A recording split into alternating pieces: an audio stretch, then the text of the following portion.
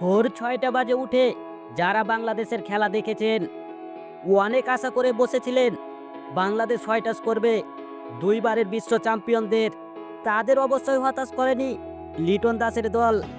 আর এটা সম্ভব হয়েছে এই দিন দুর্দান্ত বোলিং এবং জাকির আলী অনেকের দুর্দান্ত ব্যাটিংয়ে।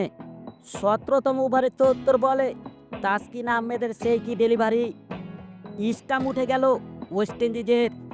এতে ১০৯ রানে গুটিয়ে গেল ওয়েস্ট ইন্ডিজ। তাতে জয় পেল বাংলাদেশ ১৮০ রানের ব্যবধানে।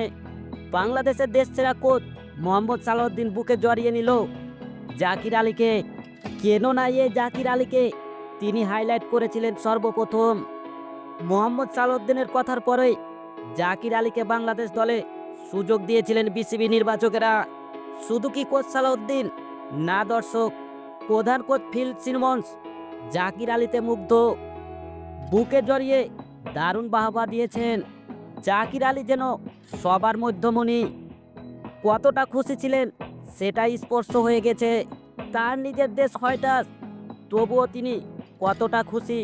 তবে তিনি বাংলাদেশকে নিয়ে গর্বিত।